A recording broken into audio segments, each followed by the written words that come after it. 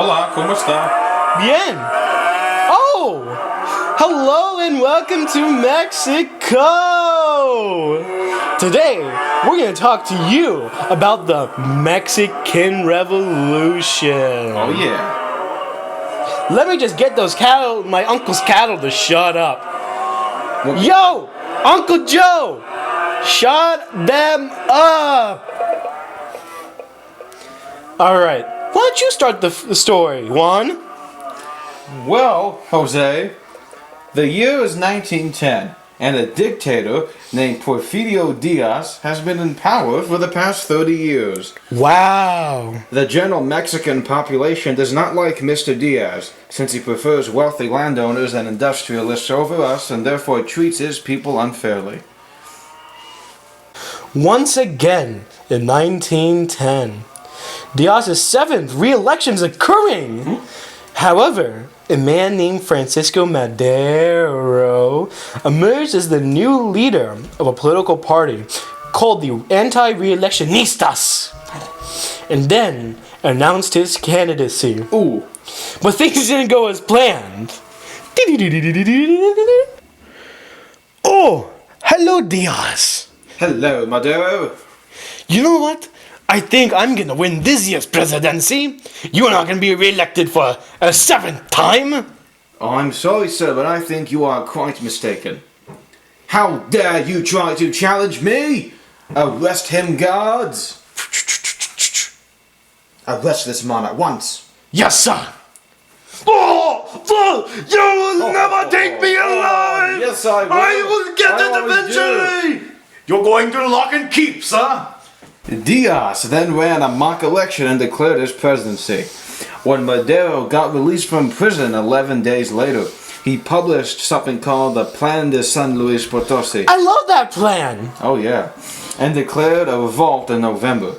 Sadly, his revolt was a failure. But this idea stayed within the people and the revolution wasn't over.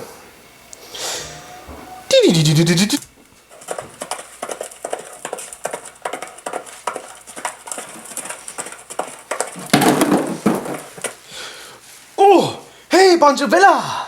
Hola, Pascual Orozco. You know what we should do, brother? What, sir? Let's get our armies together and attack the government garrisons. Of course, my brother. Yes, yes. Let's go. Let's go, brother.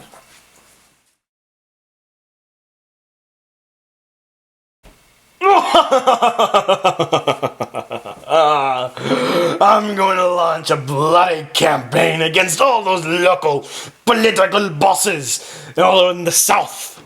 I, Emiliano Zapata, will get them all. The revolutionary forces took over Ciudad Juarez and forced Diaz to resign and declared Madero president. Madero's reign proved to not be effective. Due to this, both Zapata and Orozco turned against him. Top of the morning to you, Madero.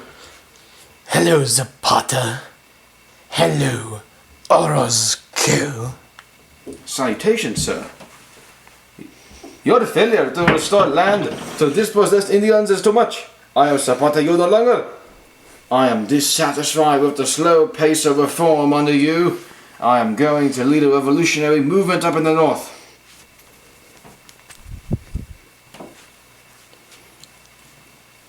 Dang it. Soon after this incident, the United States government got involved. The Americans had turned against Madero because they felt he was too kind to the Mexican rebel groups. And the threat of civil war worried Americans about their business intros in Mexico. That's never good one, is it? No. Tensions became even worse when another group of rebel forces, led by Felix Diaz, who was former dictator Diaz's nephew, when he attacked federal troops in Mexico City. These troops were under the command of someone called Victoriano Huerta. Oh! Victoriano Huerta! You aren't winning this battle, Mr. Diaz. Oh, You don't know anything about me. Don't stop me now! Attack! On February 18th, 1913, Huerta, Diaz, and U.S. Ambassador Henry Lane Wilson got together and signed the Pact of the Embassy. This had them agree to conspire against Madero and to install Huerta as the new president. In order to get Huerta out of his terrible rule, an uneasy alliance was formed between Pancho Villa, Alvaro Obregón, and Venustiano Carranza. They created the Plan de Guadalupe, which demanded Huerta's resignation. In spring and summer of 1914, the Mexican forces invaded Mexico City, forcing Huerta into exile. On August 20th, Carranza declared himself the new president. And there were problems. Oh no. Yes, one. No. Problems. Oh! Who let you, Carranza, into power? Hello, Villa. I did. No! You weren't on power!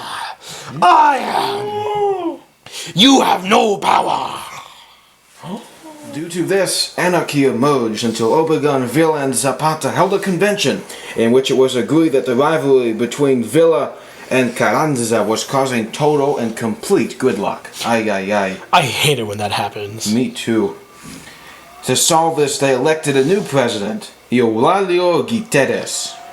Obregón allied himself again with Carranza and took Villa into a battle at Celaya in April of 1915. Which led to a terrible defeat for Villa. He blamed his defeat on U.S. President Woodrow Wilson's support of Carranza. In result, Villa then launched a vendetta against the Americans. Ay, ay, ay. Ay, ay, ay, indeed, brother. Oh, yes, ay, ay, Living ay. in Mexico, as well as a U.S. border town. He killed about 40 Americans in border towns, which caused President Wilson to order General John J. Pershing into Mexico in pursuit. Ay, ay, ay, ay. Due to Villa's defeat at Celaya, Carranza became president again. A constitution was also written in 1917, and it gave Carranza dictatorial powers, but it also stated that the government had the right to confiscate land from wealthy landowners. It also guaranteed workers' rights and limited the influence of the Roman Catholic Church.